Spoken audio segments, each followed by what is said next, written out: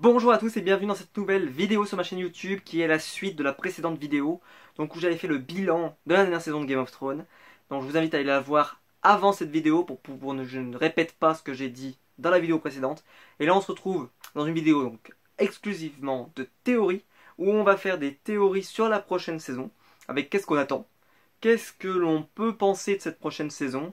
Je vais essayer de faire des théories, comme ça en plus je verrai si jamais j'ai raison. J'ai fait des théories sur la San Diego Comic Con qui se sont révélées pas forcément fructueuses. Mais en tout cas, ici on va essayer de faire des vidéos de théories sur Game of Thrones avec les éléments que l'on a, puisqu'on a un petit peu plus d'éléments que par rapport à ce que j'avais fait pour les figurines pop. Là on va essayer de faire vraiment des théories assez fortes et on va essayer de dégrossir le travail pour essayer de voir quelles sont les grandes décisions et les grands mouvements qu'on pourrait avoir dans la série. Et on se retrouve tout de suite après le générique.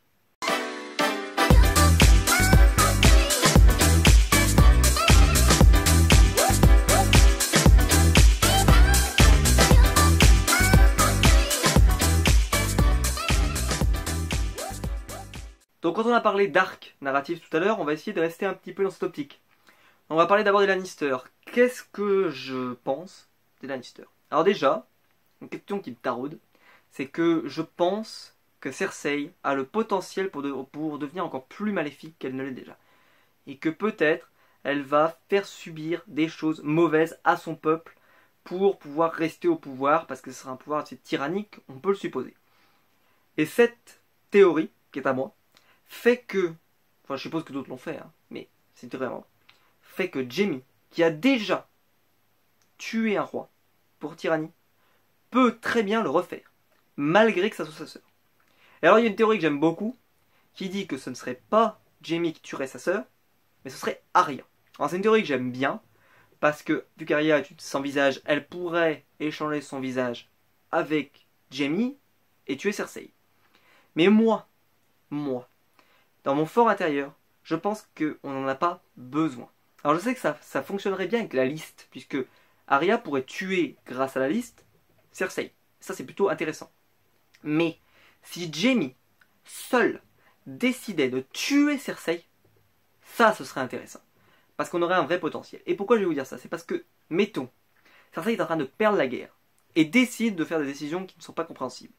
Jaime décide de tuer Cersei, et derrière, donc Daenerys prend le pouvoir, sauf que Tyrion refuserait qu'on fasse du mal à Jaime, puisque Jaime, quand même, lui a sauvé la vie.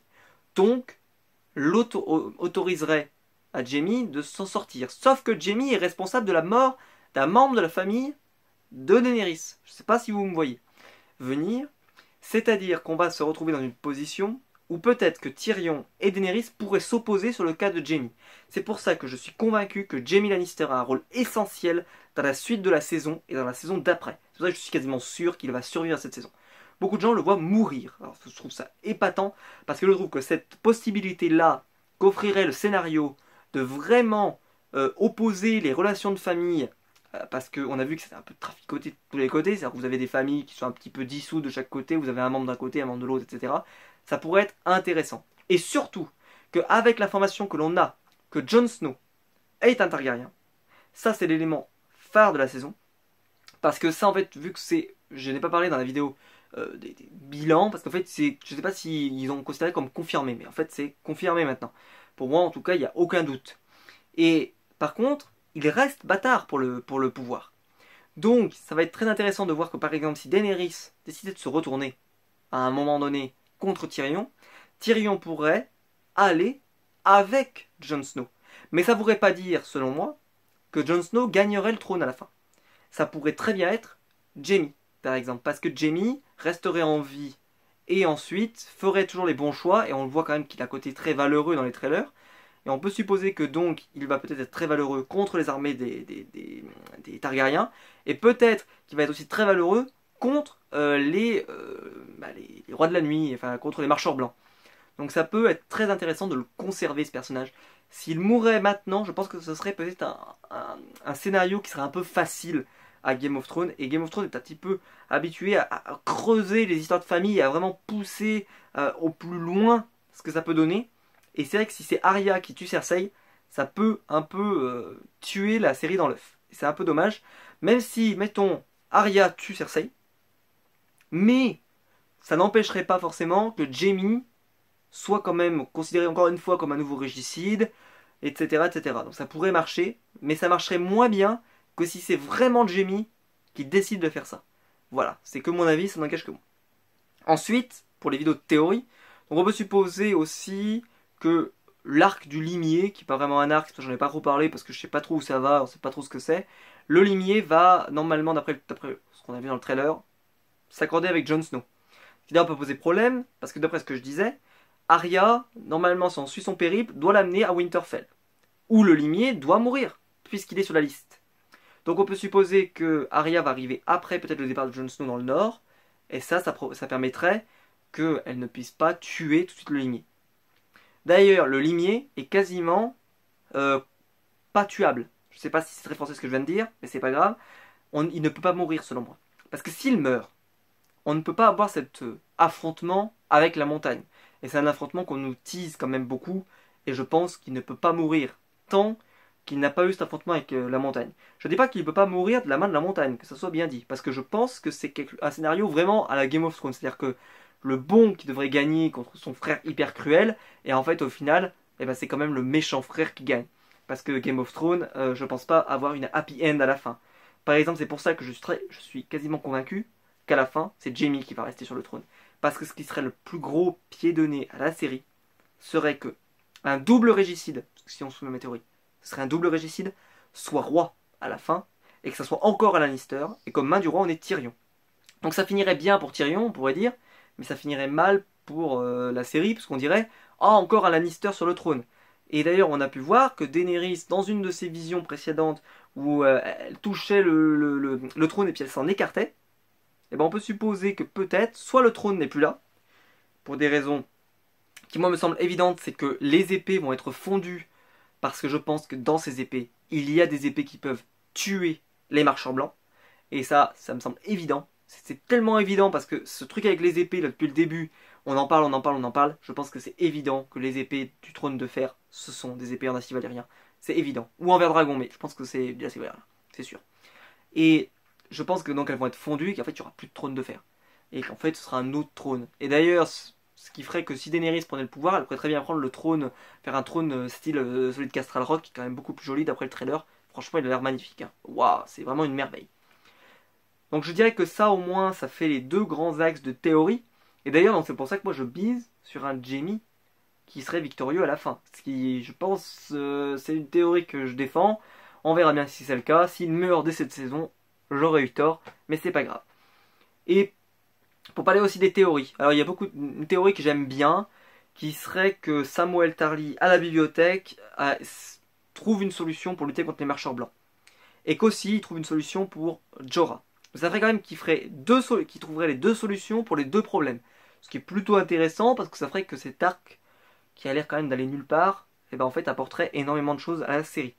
Pour l'instant, on n'a aucune information, donc je ne me permettrai pas d'avancer des choses là-dessus puisqu'on n'en sait rien. Mais je le dis, pour l'instant, ça me semble pas incohérent, ça me semble pas dingue d'avoir un scénario de ce type-là. D'ailleurs, c'est une des théories que j'aime le plus et que je trouve la plus cohérente avec tout ce qu'on sait de Game of Thrones et tout ce qu'on sait, puisqu'en fait, comme je l'ai dit, il faut que les scénarios se resserrent, puisqu'il y a moins d'épisodes. Et donc c'est vrai que si c'est Samuel qui déverrouille, on pourrait dire quand même deux arcs majeurs, ça pourrait être intéressant. Surtout qu'on sait que Samuel a une épée, enfin, il n'a pas, mais en tout cas sa famille en a une épée en acier valérien, donc ça peut être intéressant aussi dans ce côté-là.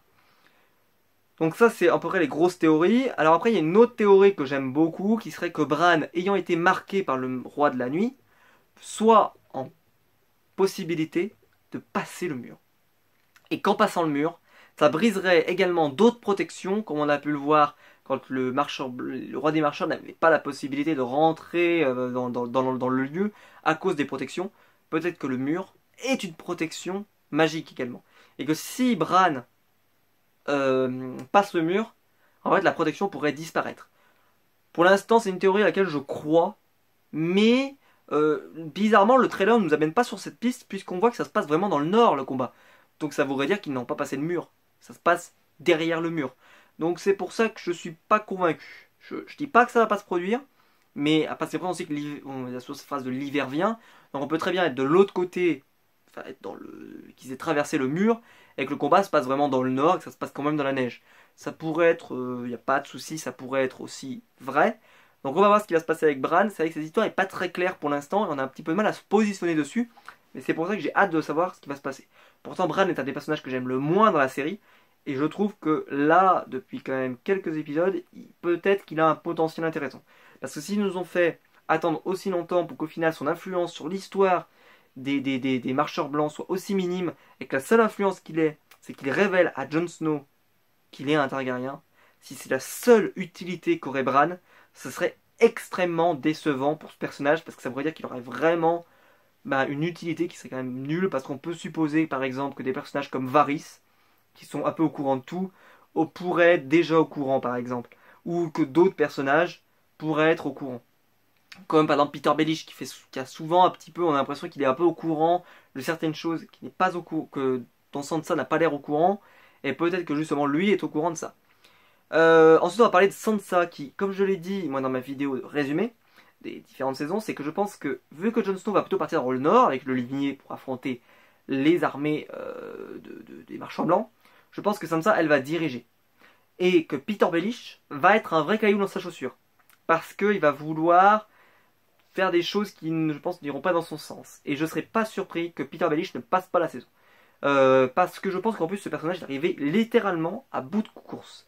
Alors je ne sais pas si d'autres ont ce sentiment, mais moi plus les saisons ont avancé, plus ce personnage, j'en ai plus rien à faire. Alors que si vous m'avez posé la question à la saison 1, quel était mon personnage préféré, eh ben je pense qu'il aurait été classé dans les top 5, top 6, Peter Baelish. Parce que je le trouvais passionnant, je trouvais qu'il était clairement dans le jeu des trônes, dans le jeu du trône, qu'il était clairement bien impliqué dans tout, je le trouvais vraiment malin, intéressant, et puis depuis qu'il ait provoqué la mort de Joffrey, je trouve qu'il n'a plus aucun intérêt, qu'il s'est affadi, que on a l'impression que c'est un amoureux de Sansa, et que c'est la seule chose qu'il est, alors qu'avant c'était quand même un ambitieux, et je pense qu'il faut qu'il retrouve ce fondement-là. Mais la question qui se pose, c'est est-ce qu'il en a vraiment les armes?